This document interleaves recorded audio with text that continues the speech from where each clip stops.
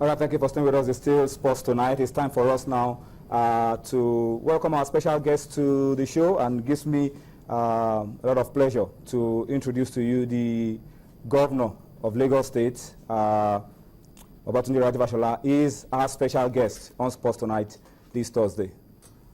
Your Excellency, we've been trying to track you for a long time, but I mean, having you here is a huge privilege. For me, it's a pleasure to be here. At least this should be easier than governance. Yeah, it should be. It should be. But let me start off with what happened in the last 24 hours. I know you were not in town when we were playing that game against South Africa. What hit you once you saw the results and you realized that we were not going to be at the Nations Cup next January? Well, interesting. It's as I drove home, the final whistle blew. So, and when I saw the body language of the players, first question I asked was, "Are we out?" And my son told me we were out, and I said, "Okay, good. What next?" But later I stayed up to see the whole game. I saw the whole game played on another channel, and I saw missed chances. I saw a big rally back, but it was a little too late. We had left our work undone, and perhaps it's symbolic also of where we are. I think that people fail to notice that when a nation is not doing well in many fields, it is hard to expect that its sports will become isolatedly outstanding. And you can see in the aftermath of China's prosperity, they took the whole world by storm, winning medals in Olympics, not only the ones they hosted, but beyond that. And when America's economy began to dip, you could see that the short and middle distance sprints that they had become like a birthright. The Chinese, the Europeans, and lately, if you look at Europe, Germany is the dominant economy there, and you will see what has happened in their sports. So that's one side of it. So when I say this should be easier than governance, it's not supposed to suggest that governance doesn't have an impact. It's the way we've gone on. And there's a lot of work to do.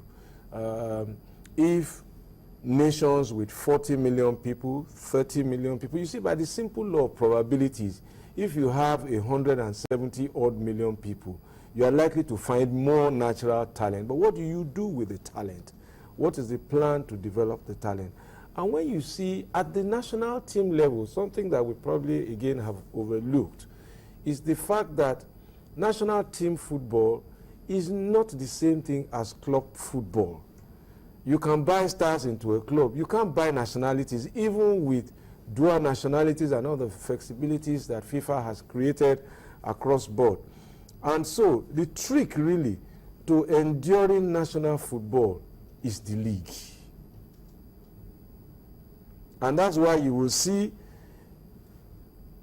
the Italian clubs are not doing well in Europe over the last decade. But the Italian national team always acquits itself. You won't kick them out before the quarterfinals of any major championship, traditionally. The British league is the best, but Britain barely goes beyond quarterfinals. And the reason is that most of their players are not playing in their top-flight league. It's a league dominated by foreigners. Spain has been constantly, and lately, I mean, the team to beat until recently, Brazilians also, the Germans, the same thing. So, and when you go back to the time when our national team was really at its best, most of the players who played were in the local league.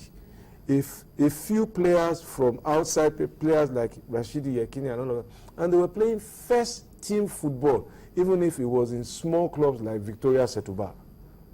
So when our players make these big money moves to big clubs only to go and warm benches, it is a very ominous sign for the national team, because there's only that small window to assemble a team together to practice.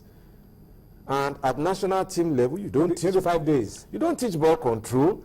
What you teach is team shape, team discipline, tactics, and all of that, and set plays.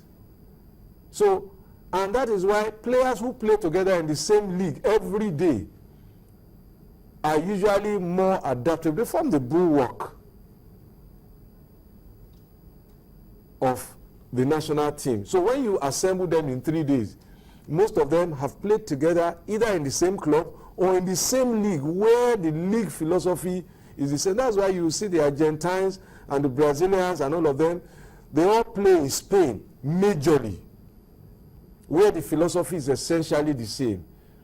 Most of their defenders play in some of the Italian and European clubs where the defensive philosophy is also. So there's a lot of work. The solution to what happened yesterday is to go back to the local league. To fix our league. Yes, we became defending champions by going with home-based players, bringing some experienced players who were playing first-team football. Most of those players now, Mikel and the like, are not playing first-team football anymore. Matic has taken Mikel's position. So somebody who plays 15 minutes, 30 minutes every week, suddenly you want him to come and give you 90 minutes command performance. He's going to burn out. And these are some of the things. That's why you saw that Ahmed Musa was easily the most effervescent player that we had, running all over, because he plays every week in Champions League, in local league for his club in Moscow, in Russia.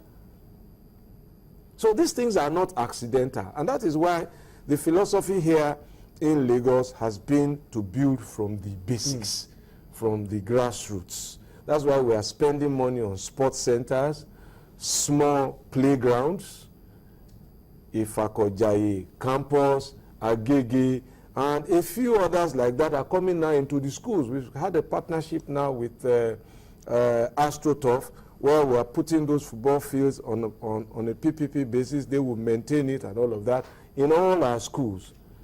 So, and that is where, and the same thing we've done with boxing, the same thing we've done with Scrabble, the same thing we've done with street football, tennis. The same thing we've done with tennis, with swimming. We now have a classic of about 9-10 events that runs from middle of the year to December 26, when it is capped with the boxing championship. And so we're beginning to develop a store of talent. But there's work to do from developing them. How many scouts does Coach Stephen Keshi have?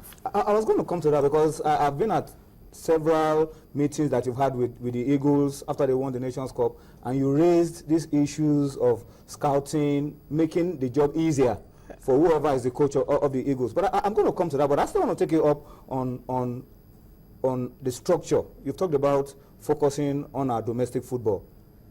Let's talk about the involvement of government. It's also a key area. Government owns almost all the clubs in our Premier League. And that's been a problem. Government and football administration. What should be the role of government? Where should government stop? Because in Africa, it's not a Nigerian problem, it's an African problem. Government provides majority of the funding, and so government wants to be involved in every level of administration, and that always creates the problem. In the Nigerian example, that led to what eventually resulted in our not qualifying for the Nations Cup. Again, what you will see is that where have those government clubs gone? When the governor or the government that loves football leaves, what happens? The bottom comes out. And that is why I have refused to put government money into sponsoring a club.